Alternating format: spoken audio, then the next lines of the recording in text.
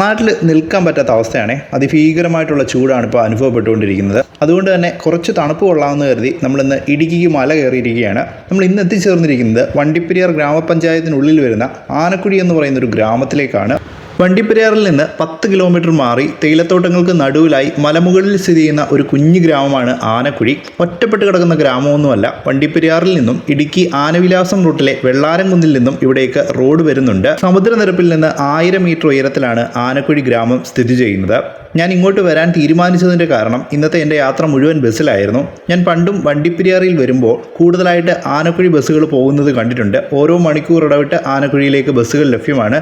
അതുകൊണ്ട് തന്നെയാണ് ആനക്കുഴി യാത്രയ്ക്കായിട്ട് തിരഞ്ഞെടുത്തത്. അപ്പോൾ നമ്മുടെ ആനക്കുഴി യാത്ര ആരംഭിക്കാം.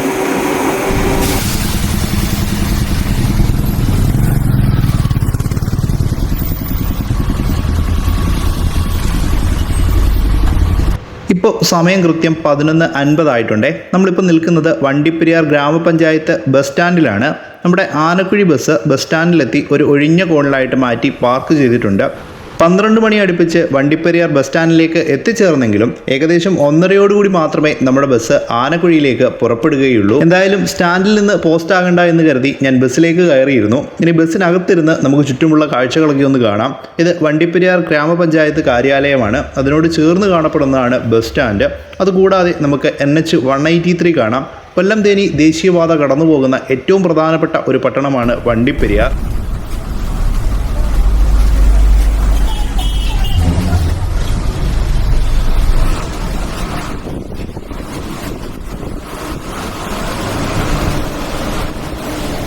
പന്ത്രണ്ടര കഴിഞ്ഞതോടുകൂടി നമ്മുടെ ബസ് സ്റ്റാൻഡിൽ നിന്ന് പുറപ്പെട്ടു. പക്ഷേ നമ്മളെന്തായാലും വണ്ടിപ്പെരിയാർ ടൗണിൽ നിന്ന് പുറപ്പെടുന്നില്ല. അത് കൃത്യം 1:30 തന്നെയാണ്. പിന്നീട് നമ്മുടെ ടൗണിലേക്ക് കൊണ്ട് ബസ് ഇടും. അവിടെ നിന്ന് കുറേ അധികം ആളുകൾ കയറാനുണ്ട്. വണ്ടിപ്പെരിയാർ ടൗണിലൂടെയാണ് നമ്മളിപ്പോൾ സഞ്ചരിച്ചുകൊണ്ടിരിക്കുന്നത്. നല്ല തിരക്കുള്ളൊരു പട്ടണം തന്നെയാണ് വണ്ടിപ്പെരിയാർ. ഞായറാഴ്ച ആണെങ്കിൽ ആ തിരക്ക് ഇരട്ടിയാകും. വണ്ടിപ്പെരിയാർ പാലത്തിലേക്ക് എത്തിച്ചേർന്നിട്ടുണ്ട്. നമുക്ക് താഴെയായിട്ട് പെരിയാർ കാണാം. മുല്ലപ്പെരിയാർ ഡാമിൻ്റെ സ്പിൽവേയിൽ നിന്ന് തുറന്നുവിടുന്ന ജലം പെരിയാറിലൂടെ ഒഴുകി ഇടുക്കി ഡാമിലേക്ക് പോകുന്നത് ഈ പാലത്തിനടിയിലൂടെയാണ്.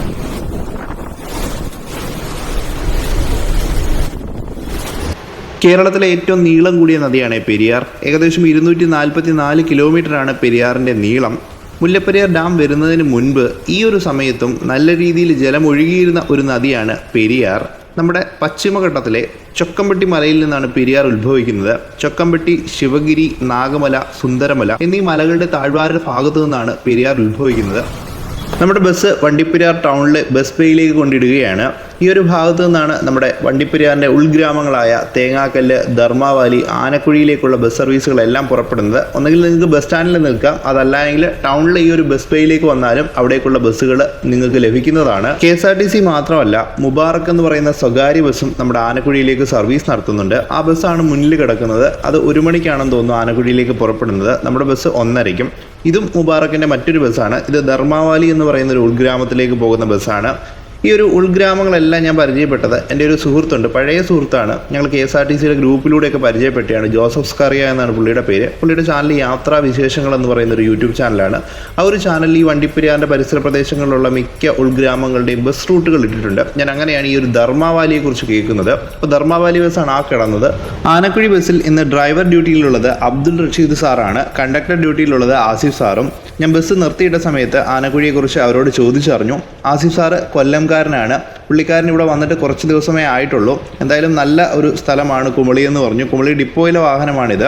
രാവിലെ 7 മണിക്കാണ് കുമളിയിൽ നിന്ന് ഈ ഒരു സർവീസ് ആരംഭിക്കുന്നത്. ആദ്യത്തെ സർവീസ് കുമളിയിൽ നിന്ന് വെള്ളാരംകുന്ന് വഴി ആനക്കുഴിയിലേക്കാണ്. അതിനുശേഷം ആനക്കുഴി വണ്ടിപ്പെരിയാർ റൂട്ടിൽ ഷട്ടിൽ സർവീസാണ് നടത്തുന്നത്. അതിനുശേഷം 5 മണിക്കാണ് അവസാനമായിട്ട് വണ്ടിപ്പെരിയാറിൽ നിന്ന് ആനക്കുഴി വഴി കുമളിയിലേക്ക് ഈ ഒരു സർവീസ് പോകുന്നത്. KSRTCയും മുബാറക്കും ഉള്ളതുകൊണ്ട് തന്നെ ഓരോ മണിക്കൂറിലും നമുക്ക് വണ്ടിപ്പെരിയാറിൽ നിന്ന് ആനക്കുഴിയിലേക്ക് പോകാൻ ബസ്സുകൾ ലഭിക്കുന്നതാണ്. അങ്ങനെ കൃത്യം 1:30 തന്നെ നമ്മുടെ ബസ് ബേയിൽ നിന്ന് ആനക്കുഴി ലക്ഷ്യമാക്കി യാത്ര ആരംഭിച്ചു. ഞാൻ നേരത്തെ സൂചിപ്പിച്ചതുപോലെ ബസ് നിറഞ്ഞിട്ടുണ്ട്. വണ്ടിപ്പെരിയാർ ടൗണിലേക്ക് സൺഡേ ആണ് കൂടുതലായിട്ട് ആനക്കുഴിയിൽ നിന്ന് ആളുകൾ എത്തുന്നത്. ആനക്കുഴി മാത്രമല്ല, നമ്മൾ ഈ പോകുന്ന വഴിയിൽ ഡൈമുക്ക് എന്ന് പറയുന്നൊരു സ്ഥലമുണ്ട്. ഡൈമോക്ക് അല്ലെങ്കിൽ ഡൈമുക്ക് എന്ന് പറയാം. ആ ഒരു സ്ഥലത്ത് നിന്നും നമ്മുടെ വണ്ടിപ്പെരിയാറിലേക്ക് വരാനുള്ള പ്രധാനപ്പെട്ട ഒരു മാർഗ്ഗം ഈ ഒരു ബസ് സർവീസാണ്. അപ്പോൾ അവിടെ എല്ലാമുള്ള ആളുകൾ സൺഡേ വന്ന് സാധനങ്ങളെല്ലാം വാങ്ങി തിരികെ പോകുന്നത് ഈ ബസ് സർവീസിലാണ്. ടിക്കറ്റ് കിട്ടിയിട്ടുണ്ട്. വണ്ടിപ്പെരിയാറിൽ നിന്ന് ആനക്കുഴിയിലേക്ക് 23 രൂപയാണ് ഒരാൾക്ക് ടിക്കറ്റ് ചാർജ് ആകുന്നത്. ആ 23 രൂപയ്ക്കുള്ള കാഴ്ചകളെല്ലാം ഈ റൂട്ടിലുണ്ട്. വേനൽക്കാലത്തായാലും മഴക്കാലത്തായാലും മഞ്ഞുകാലത്തായാലും ഒരുപോലെ കാഴ്ചകൾ നിറഞ്ഞൊരു റൂട്ടാണ് വണ്ടിപ്പെരിയാറിൽ നിന്ന് ആനക്കുഴിയിലേക്കുള്ളത്. ഇനി ഇന്നത്തെ നമ്മുടെ യാത്രയുടെ റൂട്ട് ഞാനൊന്ന് സൂചിപ്പിക്കാം. ഇപ്പം നമ്മൾ നിലവിലുള്ളത് വണ്ടിപ്പെരിയാർ കുമളി പാതയിലാണ്. അത് ദേശീയപാത 183 ഈ ദേശീയപാത 183 തന്നെ വാളാർഡി എന്ന് പറയുന്നൊരു സ്ഥലമെത്തും. ആ വാളാർഡിയിൽ നിന്ന് അകത്തേക്ക് തിരിഞ്ഞ് ഒരു എസ്റ്റേറ്റ് റോഡിലൂടെയാണ് പിന്നീട് നമ്മൾ പോകുന്നത്. വാളാർഡിയിൽ നിന്ന് തുടർന്നെത്തുന്നത് പന്തടിക്കളം എന്ന് പറയുന്നൊരു സ്ഥലത്തേക്ക്, അതിനുശേഷം ഡൈമുക്കിൻ്റെ ടോപ്പിലായിട്ടാണ് ഈ ഒരു ആനക്കുഴി എന്ന് പറയുന്ന പ്രദേശം വരുന്നത്. നമ്മളങ്ങനെ വാളാർഡിയിലേക്ക് എത്തിച്ചേർന്നിട്ടുണ്ട്. ഇനി നമുക്ക് അകത്തേക്ക് തിരിഞ്ഞു വേണം പോകാനായിട്ട്. വാളാർഡി എന്ന് പറയുമ്പോൾ ഹാരിസൺ മലയാളം ലിമിറ്റഡിൻ്റെ തേയില ഫാക്ടറി സ്ഥിതി ചെയ്യുന്ന ഒരു സ്ഥലമാണ്. വാളാർഡിയുടെ വലതു ഭാഗത്ത് മുകളിലേക്ക് പോയാൽ വനപ്രദേശമാണ്. അത് കഴിഞ്ഞാൽ പിന്നീട് മുല്ലപ്പെരിയാർ ഡാം റിസർവോയറൊക്കെയാണ്. അതുകൊണ്ട് തന്നെ ആ ഒരു ഭാഗത്ത് നിന്ന് വന്യമൃഗങ്ങളൊക്കെ ഈ ഒരു വാളാർഡിയിലേക്ക് ഇറങ്ങാറുണ്ട്. പല സമയത്ത് ഇവിടെ പുലി ഇറങ്ങുന്നത് പതിവാണ്. അങ്ങനെ വന്യമൃഗശല്യമൊക്കെ അനുഭവപ്പെടുന്ന ഒരു പ്രദേശം കൂടിയാണ് വാളാർഡി. ദേശീയപാത 183 നിന്ന് നമ്മൾ അകത്തേക്ക് പ്രവേശിച്ചു. ഈ റോഡ് ആനക്കുഴിയിലേക്ക് മാത്രം പോകുന്നതല്ല. ഈ റൂട്ടിലൂടെ നമുക്ക് മൂങ്കലാർ, ചെങ്കര, ഏലപ്പാറ തുടങ്ങിയ മേഖലകളിലേക്കൊക്കെ പോകാൻ സാധിക്കും. ഒരു കാലത്ത് വരെ ഈ റോഡ് വളരെയധികം പൊട്ടിപ്പൊളിഞ്ഞു കിടന്ന അവസ്ഥയിലായിരുന്നു. ഇപ്പോൾ നിലവിൽ റോഡ് നന്നാക്കിയിട്ടുണ്ട്. ഏകദേശം ഒരു 2-3 മാസമേ ആയിട്ടുള്ളൂ ഈ റോഡ് നന്നാക്കിയിട്ട്. അതുകൊണ്ട് തന്നെ നമുക്ക് ഏകദേശം ഡൈമുക്ക് വരെ നല്ല റോഡിലൂടെ സഞ്ചരിക്കാം. പിന്നീട് ഡൈമുക്ക് തൊട്ട് മുകളിലേക്ക് കുറച്ച് മോശമാണെന്ന് ഇവിടെ പറയുന്നത് കേട്ടു.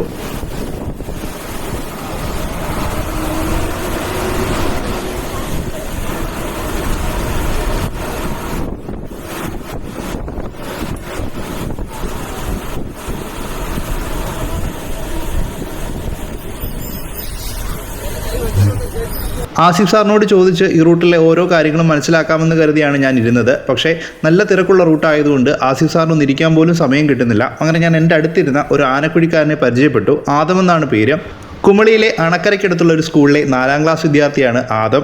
ആദത്തിൻ്റെ സിസ്റ്ററാണ് മുന്നിലെ വിൻഡോയിലൂടെ പുറത്തേക്ക് തലയിട്ട് കാഴ്ചകളൊക്കെ കാണുന്നത്. ഒരുപാട് തല പുറത്തേക്ക് ഇട്ടപ്പോൾ ആസിഫ് സാറ് തന്നെ പറഞ്ഞു, തല അകത്തിടണം, അല്ലെങ്കിൽ ചില്ലകളൊക്കെ വന്ന് ഇടിക്കാനായിട്ട് സാധ്യതയുണ്ടെന്ന്. വഴിയിൽ ഇതുപോലെയുള്ള കെട്ടിടങ്ങളൊക്കെ കാണാം. ടീ ഫാക്ടറിയുടെയും എസ്റ്റേറ്റിൻ്റെയൊക്കെ ഭാഗമായിട്ടുള്ള കെട്ടിടങ്ങളായിരിക്കണം. എന്തായാലും ഓടിട്ട പഴയ രീതിയിലുള്ള കെട്ടിടങ്ങളാണ്. കാണാനൊരു ഭംഗിയൊക്കെ ഉണ്ട്. പിന്നീട് ഇലക്ഷൻ പോസ്റ്ററുകൾ കാണാം. മിക്കതും തമിഴിലാണ്. ഇവിടെയായിട്ട് കൂടുതൽ തമിഴ് വംശജരുണ്ട്. അതുകൊണ്ടായിരിക്കണം കൂടുതൽ പോസ്റ്ററുകളും തമിഴിലുള്ളത്.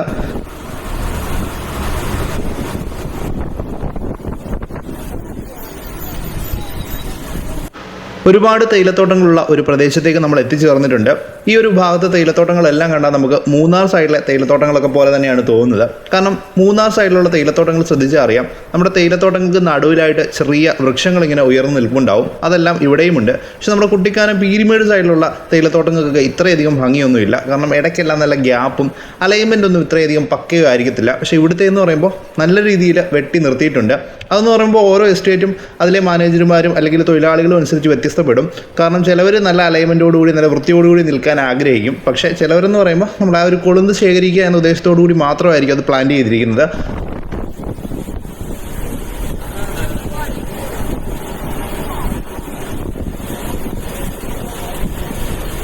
പിന്നീട് വണ്ടിപ്പെരിയാർ ഭാഗത്ത് നല്ല വൃത്തിയോടുകൂടി തേയിലച്ചെടികൾ വെട്ടി നിർത്തിയിട്ടുള്ളത്.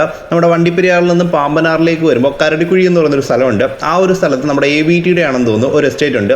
ആ എസ്റ്റേറ്റിലെ തേയിലച്ചെടികൾ നല്ല വൃത്തിയിലാണ് വെട്ടി നിർത്തിയിട്ടുള്ളത്. നല്ല അലൈൻമെൻ്റ് ആണ്. കാണുമ്പോൾ തന്നെ നമുക്കൊരു ഭംഗി തോന്നുന്ന രീതിയിലാണ് അവർ വെട്ടി നിർത്തിയിട്ടുള്ളത്. അപ്പോൾ അതുപോലെയുള്ളൊരു തേയിലച്ചെടികളാണ് നമുക്ക് ഇവിടെയും കാണാൻ സാധിക്കുന്നത്. പിന്നെ ഇവിടുത്തെ ഒരു പ്രത്യേകത എന്ന് പറഞ്ഞാൽ നേരത്തെ ഇവിടുത്തെ റോഡ് മോശമായിരുന്നു. അപ്പോൾ നിങ്ങൾക്ക് കാണാം റോഡ് നല്ല വൃത്തിയിൽ പണിതിട്ടിട്ടുണ്ട്. അതുകൊണ്ട് തന്നെ നല്ല ഒരു ഡ്രൈവ് ഒക്കെ ആസ്വദിച്ച് ഈ ഒരു വ്യൂവും കണ്ട് നിങ്ങൾക്ക് ഇതുവഴി അങ്ങോട്ട് സഞ്ചരിക്കാം.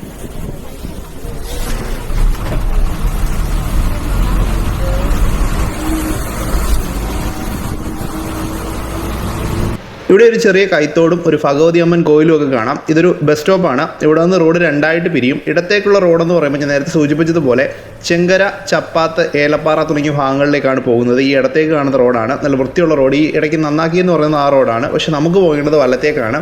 അതാണ് ഡൈമുക്ക് ആനക്കുഴി ഭാഗത്തേക്കുള്ളത്. പക്ഷെ ആ റോഡ് ഒരു അല്പം മോശമാണ് മുകളിലേക്കുള്ളത്.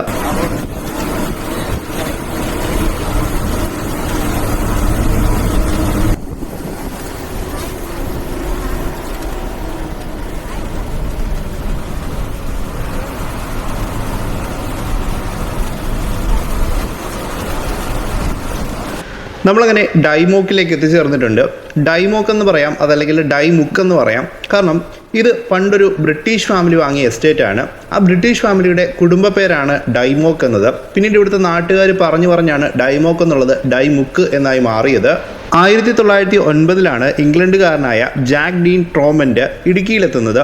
തുടർന്ന് അദ്ദേഹം തിരുവിതാംകൂർ മഹാരാജാവിനെ കാണുകയും നമ്മുടെ വണ്ടിപ്പെരിയാർ പ്രദേശത്തായിട്ട് 35 ഏക്കർ ഭൂമി കൃഷിക്കായിട്ട് വാങ്ങുകയും ചെയ്തു. തിരുവിതാംകൂറിൽ നിന്ന് ഭൂമി വാങ്ങിയതിനു ശേഷം ജാക്ക് ഇവിടെ തേയിലക്കൃഷി ആരംഭിച്ചു. അതിനുശേഷം എസ്റ്റേറ്റിന് ഡൈമോക്ക് എന്ന പേരിട്ടു.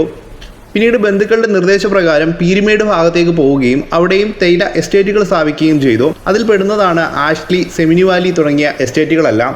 അവിടെയെല്ലാം നമുക്ക് ബ്രിട്ടീഷുകാരുടെ ബംഗ്ലാവുകൾ കാണാം. അത്തരത്തിലുള്ള ഒരു ബംഗ്ലാവ് നമ്മുടെ ആനക്കുഴി ഭാഗത്തുണ്ട്. ആ ആനക്കുഴിയിലെ ബംഗ്ലാവിലാണ് നമ്മുടെ ഹൃദയപൂർവ്വം എന്ന് പറയുന്ന മോഹൻലാലിന്റെ സിനിമ ചിത്രീകരിച്ചിരിക്കുന്നത്. അത് പലർക്കും അറിയാത്തൊരു കാര്യമാണ്. ആനക്കുഴി ജംഗ്ഷനിൽ നിന്ന് കുറച്ച് മുകളിലേക്ക് പോകുമ്പോഴായിട്ടൊരു ബംഗ്ലാവ് ഉണ്ട്. അവിടെയായിട്ടാണ് നമ്മുടെ ഹൃദയപൂർവ്വത്തിന്റെ കുറച്ച് രംഗങ്ങൾ ഷൂട്ട് ചെയ്തിട്ടുള്ളത്. പീരുമേട്, വണ്ടിപ്പെരിയാർ ഭാഗങ്ങളിലായി ഏതാണ്ട് 723 ഏക്കർ ഭൂമിയായിരുന്നു ജാക്കിനും കുടുംബത്തിനുമായിട്ട് കൃഷിഭൂമിയായിട്ട് ഉണ്ടായിരുന്നത്. പിന്നീട് 1924 ജാക്ക് ഇംഗ്ലണ്ടിലേക്ക് മടങ്ങിപ്പോകുന്നത്.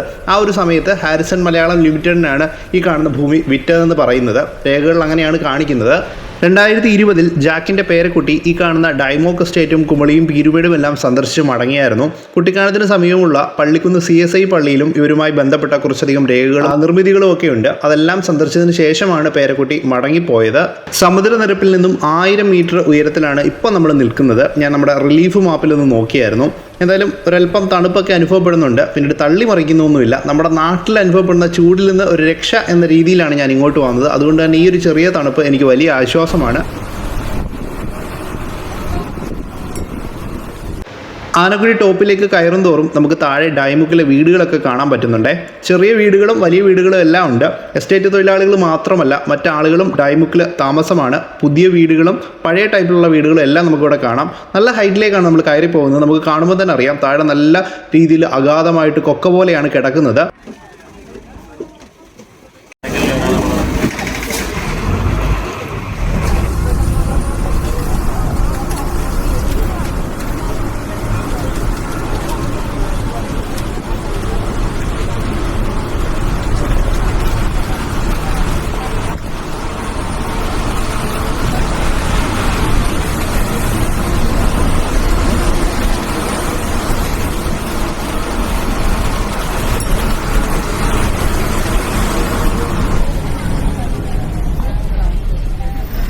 ഡൈമുക്കിൻ്റെയും ആനക്കുഴിയുടെയും ഒരു ബോർഡറിലേക്ക് നമ്മൾ എത്തിച്ചേർന്നിട്ടുണ്ട്. ഇവിടെ അധികം കുറച്ച് വീടുകളും കടകളും ഒക്കെ കാണാം. ചില കടകളൊക്കെ പൊളിഞ്ഞു കിടപ്പുണ്ട്.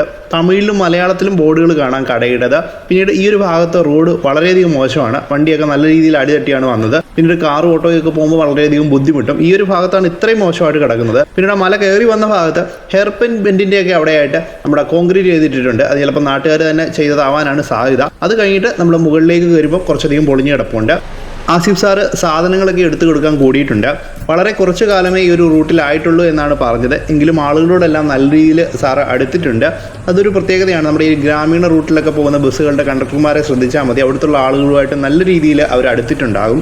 ഇവിടെയായിട്ടൊരു വലിയ മരം കാണാം. വലിയ മരം എന്ന് പറയുമ്പോൾ നിങ്ങൾ ശ്രദ്ധിച്ചാൽ മതി, നമ്മുടെ ബസ്സും ആ ഒരു തണലിലൂടെയാണ് പോകുന്നത്. അത്ര വലിയൊരു മരമാണ്. ഇത്തരത്തിലുള്ള മരങ്ങളൊക്കെ നമ്മുടെ ജംഗ്ഷനുകളിൽ ഉണ്ടായിരുന്നെങ്കിൽ ചൂട് കാലത്തൊക്കെ വലിയൊരു ആശ്വാസമായേനെ. നമ്മളങ്ങനെ ആനക്കുഴിയോട് അടുത്തിട്ടുണ്ട്. ഇനി അടുത്ത സ്റ്റോപ്പ് എന്ന് പറയുമ്പോൾ ആനക്കുഴിയാണ്. അതിന് മുമ്പായിട്ട് നമ്മുടെ മൂങ്കലാർ റോഡ് പിരിഞ്ഞു പോകും. മൂങ്കലാർ എന്ന് പറയുന്ന ഒരു എസ്റ്റേറ്റ് പ്രദേശമാണ്. അവിടേക്കുള്ള റോഡ് നമ്മുടെ ആനക്കുഴി എത്തുന്നതിന് തൊട്ട് മുമ്പായിട്ട് പിരിഞ്ഞു പോകും. അതിന് മുമ്പായിട്ട് ഇവിടെ എന്ന് പറയുമ്പോൾ ജലക്ഷാമം രൂക്ഷമാണ്. ഇവിടെയായിട്ടൊരു ചെറിയ കുളമുണ്ട്. ആ ഒരു കുളത്തിനകത്ത് കിണർ നിർമ്മിച്ചിട്ടാണ് ഇവിടത്തേക്ക് വെള്ളം എടുക്കുന്നത്. അത് കൂടാതെ പിന്നെ ഡൈമുക്ക് ഭാഗത്തായിട്ടും ഒരു കിണറുണ്ട്. അത്രയും ജലക്ഷാമം അനുഭവപ്പെടുന്ന ഒരു പ്രദേശമാണ്. കാരണം ഇത്രയധികം മലയുടെ മുകളിലായതുകൊണ്ട് തന്നെ അതേ ഉള്ളൂ ഇവിടുത്തെ ഒരു പ്രശ്നം എന്ന് പറയുന്നത്. ബാക്കി എല്ലാം കൊണ്ടും സമാധാനമുള്ളൊരു പ്രദേശം തന്നെയാണ് നമ്മുടെ ആനക്കുഴി. നമ്മുടെ കുളം എന്ന് പറയുമ്പോൾ ഈ ഒരു ഭാഗത്തായിട്ടാണ് ഈ തേയിലത്തോട്ടങ്ങൾക്ക് നടുവിലായിട്ട് ഒരു ചെറിയ കുളമുണ്ട്. ഇത് പഞ്ചായത്തിൻ്റെ വക കുളമാണ്. ആ കുളത്തിൻ്റെ നടുവിലായിട്ട് നിങ്ങൾക്ക് കാണാൻ പറ്റുന്ന അറിയില്ല, അവിടെ ഒരു കിണറുണ്ട്.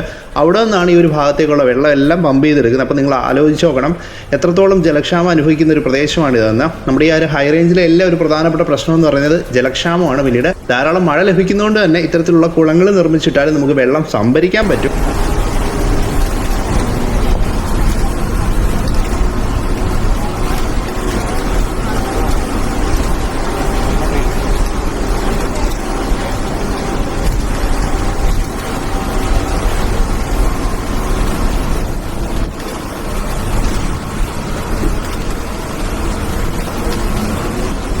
ഞാൻ ഈ പറയുന്ന പകുതി കാര്യങ്ങളും ഞാൻ ആദത്തോട് ചോദിച്ചിട്ടാണ് മനസ്സിലാക്കിയത്. ഞാൻ തുടക്കം തൊട്ടേ ആദം എന്ന് പറയുന്നുണ്ടെങ്കിലും നിങ്ങൾ ഇതുവരെ കണ്ടില്ലല്ലോ. ഈ കാണുന്ന റൈറ്റ് സൈഡിൽ ഇരിക്കുന്ന ആളാണ് ആദം.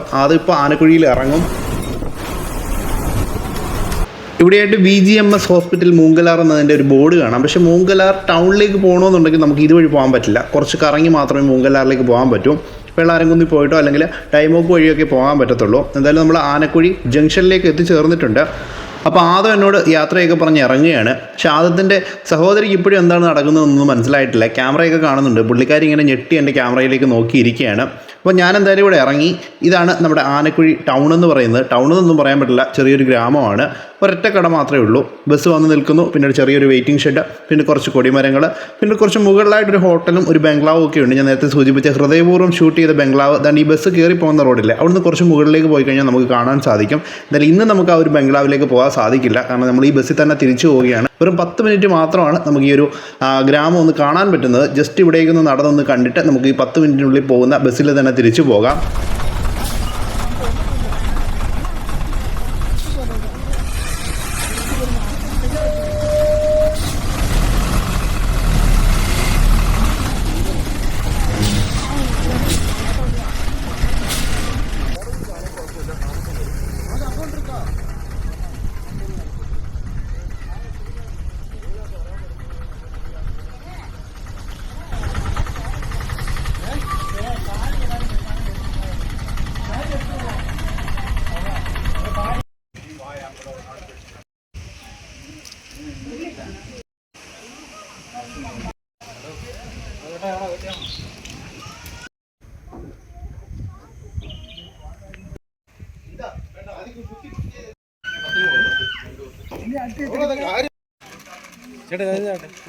பார்த்தீங்கன்னா மற்ற செங்கரை மூங்கலாறு പിന്നെ പുതുക്കാട് പിന്നെ കുരിശുമട്ട பார்த்தீங்கன்னா பயங்கரமான ஒரு ஏரியாவாக்கும் பரவாயில்ல. நம்ம ஏரியாவில் எதுவும் மாற்றங்கள் எதுவும் இருக்கான்னு மாற்றங்கள் அதை பற்றி ஏதாச்சும் எக்ஸ்பிளைன் என்ன சொன்னால் இப்போ ரோடு வந்துட்டு இப்போ பார்த்தீங்கன்னு சொன்னால் அங்கே வர பகுதி தூரத்தில் வந்து வந்துருக்கு.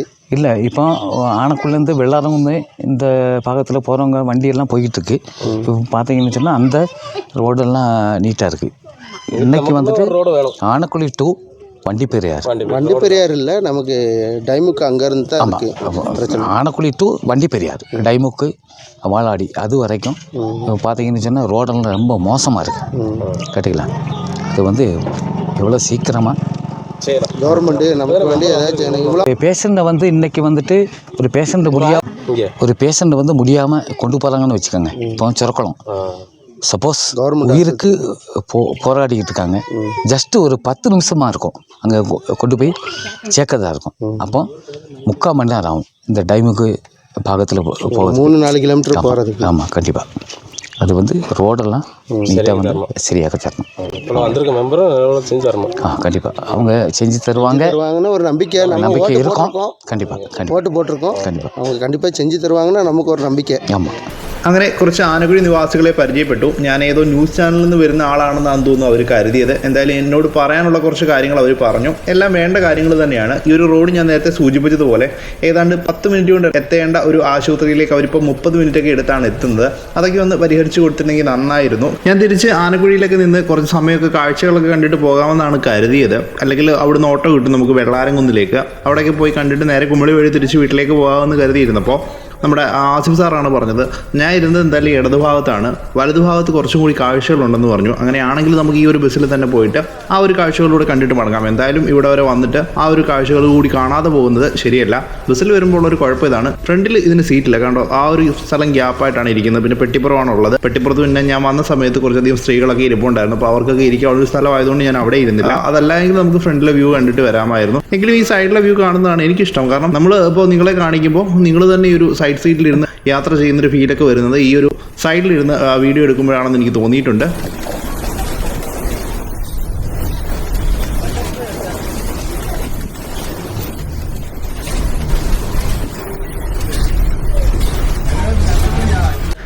അവിടെ ആ വീടിൻ്റെ ഫ്രണ്ടിലായിട്ടൊരു കിണറുണ്ട്. അവിടെ ഒരു ചേട്ടൻ വന്ന് വെള്ളം എടുക്കുന്നുണ്ട്. നമ്മുടെ ആനക്കുഴിയിലൊക്കെ വെള്ളം കുറയുമ്പോൾ ആളുകൾ വന്ന് വെള്ളം എടുക്കുന്നത് ഈ ഒരു കിണറിൽ നിന്നാണ്. അവർ എത്രത്തോളം താഴെ വന്നിട്ട് വെള്ളം കൊണ്ടുവന്ന് ആലോചിച്ച് നോക്കിയേ. അപ്പോൾ ജലക്ഷാമം അത്യാവശ്യം നല്ല രീതിയിൽ തന്നെ അനുഭവപ്പെടുന്നൊരു പ്രദേശമാണ്.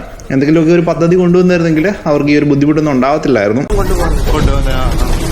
വെള്ളമില്ല, പഞ്ചായത്ത് വെള്ളമുണ്ട്. ആഴ്ചയിൽ ഒരു ദിവസം വരുമ്പോൾ 500 ലിറ്റർ പോലും കിട്ടത്തില്ല.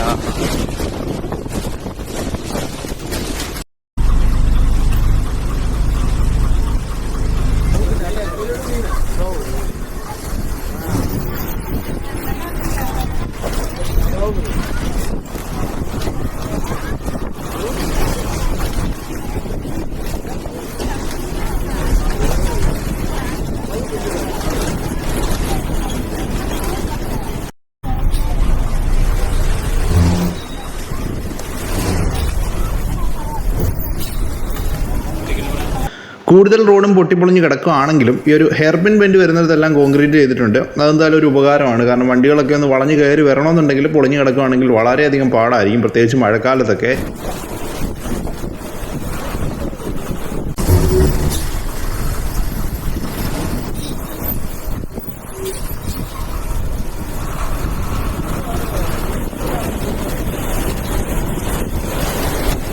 ശരിക്കും ഇടുക്കിയിലൊക്കെയുള്ള ഒരു പക്ക എസ്റ്റേറ്റ് റോഡ് തന്നെയാണ്. ആ ഒരു എഡ്ജ് വഴിയാണ് നമ്മൾ വന്നത്. ആ ഒരു വീഡിയോ കണ്ടാൽ നിങ്ങൾക്ക് അറിയാൻ പറ്റും.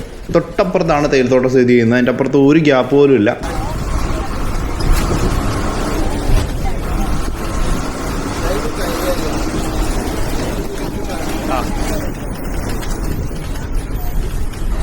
നമ്മൾ അങ്ങോട്ട് പോയപ്പോൾ കാണാത്ത കാഴ്ചകളാണ് ഇപ്പോൾ കണ്ടുകൊണ്ടിരിക്കുന്നത്. നമ്മൾ അങ്ങോട്ട് പോയപ്പോൾ അപ്പുറത്തെ സൈഡിലെ കാഴ്ചകളായിരുന്നു. ഇപ്പോൾ അതിന് ഓപ്പോസിറ്റ് കിടന്ന കാഴ്ചകളാണ് നമ്മൾ കണ്ടുകൊണ്ടിരിക്കുന്നത്. അതായത് നമ്മൾ സീറ്റ് മാറിയില്ല, നമ്മൾ നേരത്തെ ഇരുന്നിടത്ത് തന്നെയാണ് ഇരിക്കുന്നത്. ഈ ഒരു ഭാഗമെല്ലാം അതിമനോഹരമാണ്. ഞാൻ നേരത്തെ സൂചിപ്പിച്ച പോലെ ആ ഒരു തേയിലത്തോട്ടങ്ങളുടെ ഭംഗിയാണ് കൂടുതലായിട്ട് ഇവിടെ ഉള്ളത്. പിന്നീട് പന്തടിക്കളം എന്ന് പറയുന്നൊരു സ്ഥലത്തേക്കാണ് നമ്മളിപ്പോൾ എത്തിച്ചേരുന്നത്. അവിടെയെല്ലാം നല്ല തേയിലത്തോട്ടമാണ്. ഞാൻ നേരത്തെ ആ ഒരു സൂചിപ്പിച്ച സ്ഥലം എല്ലാം പന്തടിക്കളമായിരുന്നു. അപ്പുറത്തായിട്ട് ബോർഡുണ്ട്. അതുകൂടാതെ തന്നെ ഈ തേയിലത്തോട്ടങ്ങളുടെ ഇടയിലെല്ലാം കുരുമുളക് കാണാൻ പറ്റുന്നുണ്ട്. അത്യാവശ്യം കുരുമുളക് കൃഷിയുള്ളൊരു സ്ഥലമാണ് ഈ ഒരു ആനക്കുഴി മുതൽ വാളാർടി വരെയുള്ള ഭാഗമെല്ലാം. എസ്റ്റേറ്റിൻ്റെ ഇടയ്ക്കെല്ലാം അവർ കുരുമുളക് ഇട്ടിട്ടുണ്ട്.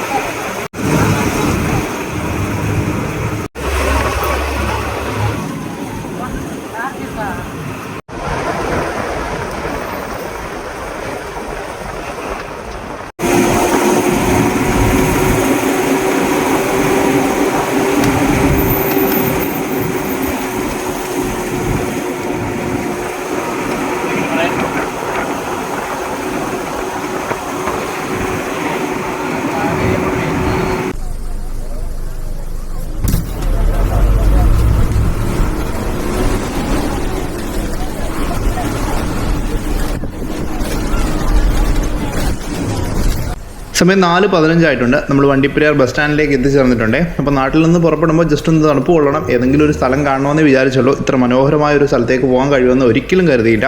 എന്തായാലും ഇതുപോലെയുള്ള ഒരുപാട് ബസ് റൂട്ടുകൾ നമ്മൾ ഇനി തിരഞ്ഞെടുക്കുന്നുണ്ട്. കാരണം ചൂടുകാലം വരുന്നത് കൊണ്ട് തന്നെ വലിയ ചൂടിൽ നിന്ന് ഒഴിവായി ഇടുക്കിയിലെ ഏതെങ്കിലും ചെറിയ സ്ഥലങ്ങളിലൊക്കെ പോയി കുറച്ച് തണുപ്പ് കൊണ്ടിട്ട് വരാനായിട്ടുള്ള ചെറിയ യാത്രകൾ ഇനിയും നമ്മൾ പോകുന്നുണ്ട്.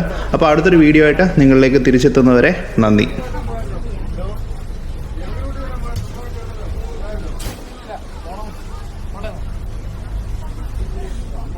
ശരിയെന്ന് കാണാൻ